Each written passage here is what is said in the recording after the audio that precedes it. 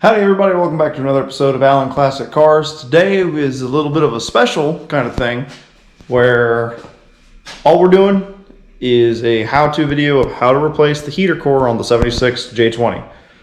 That's it. I'm not going to try and add other stuff into it. So let's go ahead and hop into this thing real quick, get this thing swapped out so y'all can, other people can learn how to do it. Okay, so first things first. It's 76 J20 401 non-AC truck. Yeah, I do not know exactly if this application works for J10s with AC or J20s with AC. I'm not 100%. But if it does, then yay. Anyway, you have the heater core. You have the blower motor.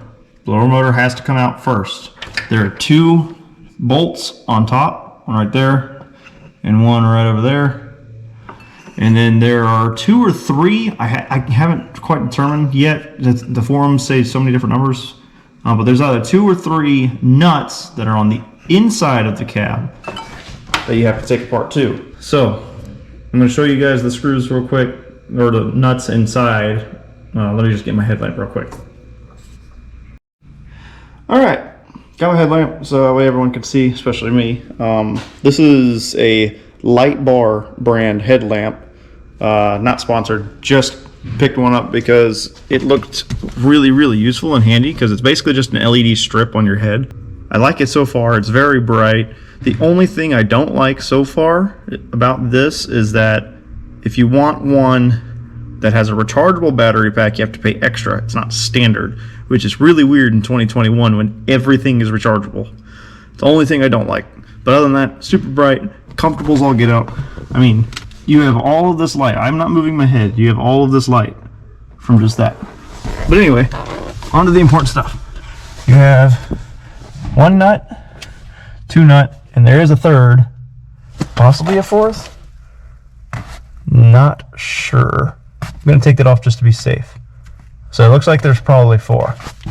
So you pop all four of those off, plus the two studs on the other side of the firewall, and it should come right out. So let me pop those off, and then I'll show you all how it all comes apart. Alright, I've got everything loosened up and taken apart. For everyone wondering what size sockets they were, for the interior, you have a 7/16. For the exterior, you have a 3/8. So now all you gotta do is just pull it straight out. I've already popped it out just to make sure I got everything loosened correctly, so I just gotta pull it back out all the way. And there you go. Your whole blower motor assembly comes right off. So we'll see, someone RTV'd it, I don't know if that's factory or not, but this blower motor assembly itself was only two of those screws that came out.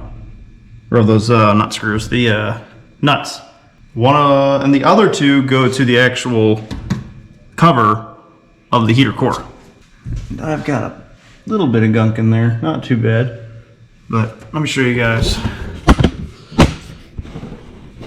So, as you can see, that's the top.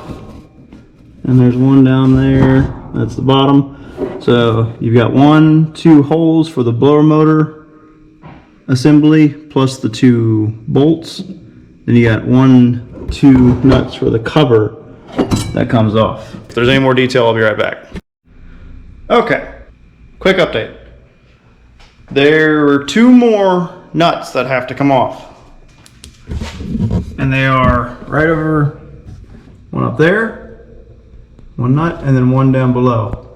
In order to pull all this off, because you cannot, and I tried doing it halfway, but there is no room to see, to work, to do anything on the bottom.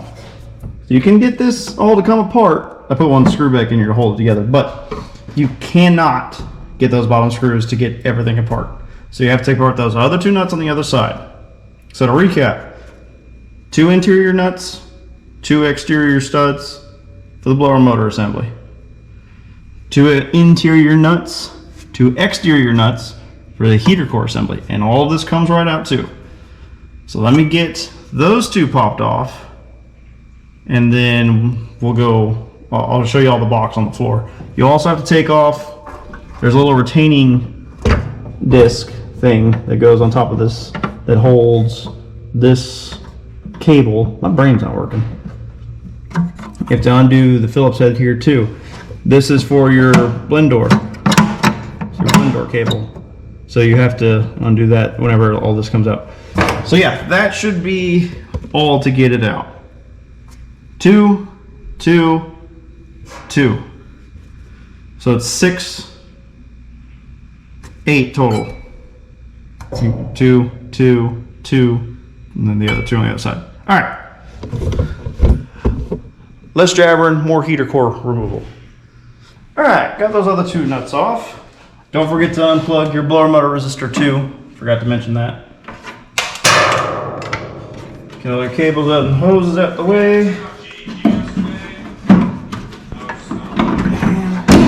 There we go. Comes out that easy. Now you can have full access to these last 1, 2, 3, 4 little 1/4-inch screws on the bottom. So, I'm going to show y'all something interesting inside of these that's important to actually take this all the way out. Alright, if y'all hear some buzzing, I have a very annoying and very large fly up in the light, up in the ceiling. So, what I want to show with this, you have your exterior screws that hold it all together. Everything's got a 1/4-inch hex head on it, on this. So, super easy to deal with that. And then you have 4, 2 at the bottom, 2 up here at the top, that are also 1/4-inch screws. Those hold 2 separate brackets to the heater core, and keeps the heater core pulled this way towards the exterior shield here. So you can't forget to take those off as well. So I got 3 left to take off here. A 1/4-inch, so they're not insanely tight or torqued or anything like that. I am going to clean this up too, because it's just gross.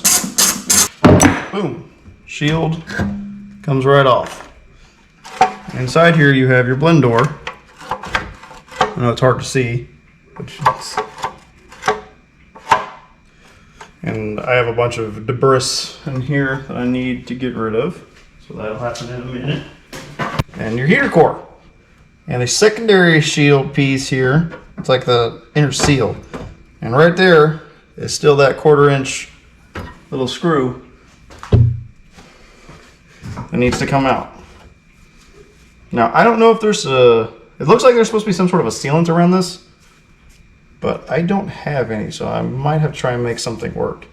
It is gross in here though. Is that a bullet shell? That's a shell. That's a shell of a 22.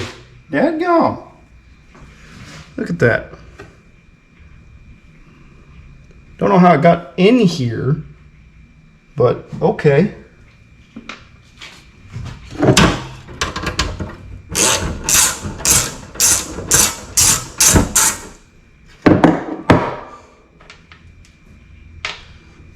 And all the screws are the same, so you don't have to worry about getting these 4 mixed up with the outers. They're all the exact same.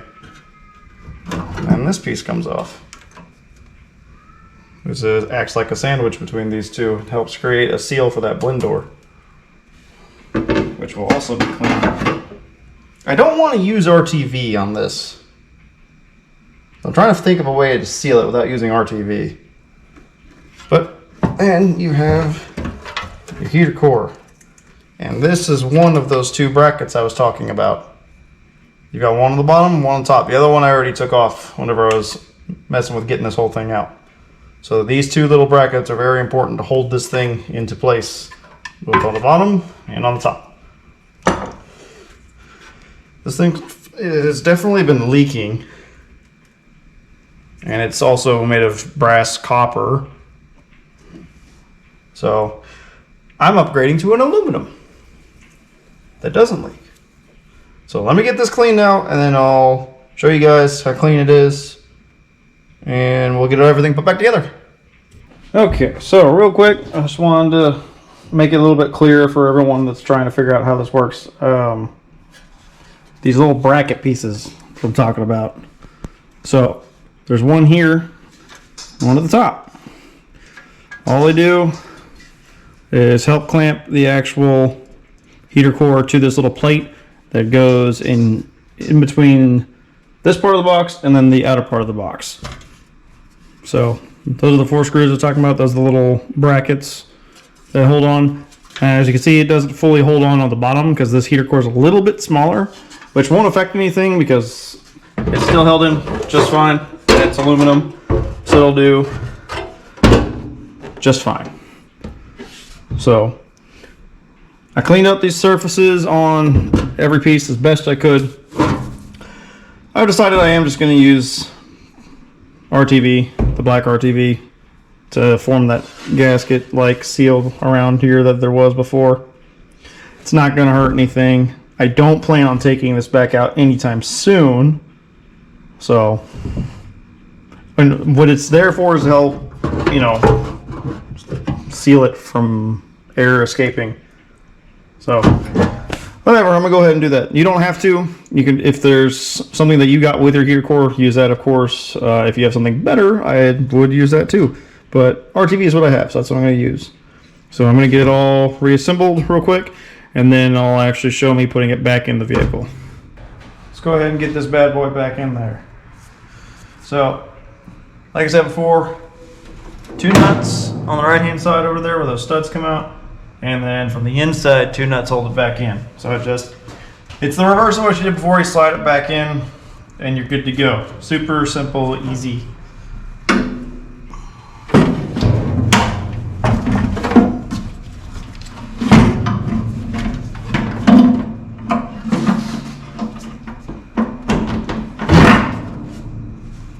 Just like that. And take your nut and throw it back on there. All you gotta do, tighten up your 2 nuts over there, tighten your 2 nuts up from the inside, and then that's fully reinstalled. And then all you gotta do is take the cable back around,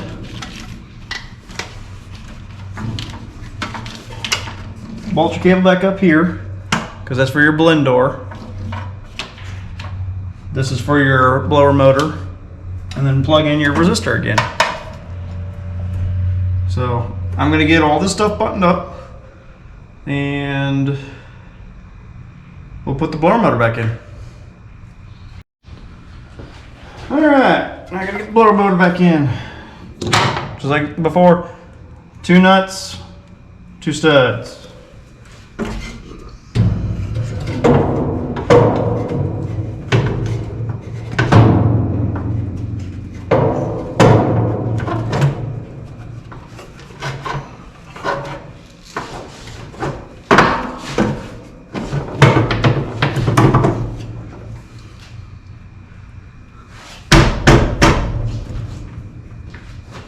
This part's definitely trickier. So I'm gonna start off by putting these, they're more like screws than studs. The thread's like a screw, but the head is hex, so, yeah, well.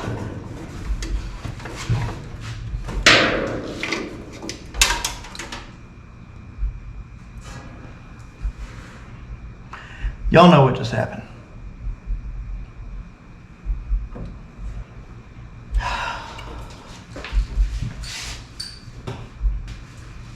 Well, get to look for one of those at the junkyard tomorrow.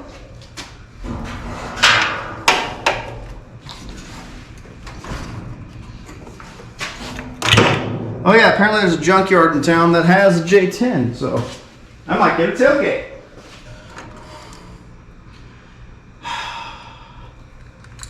Oh wait, oh, it didn't fall, only the washer fell. Oh, it just receded back into the socket. That has never, ever happened to me before. Oh. Oh.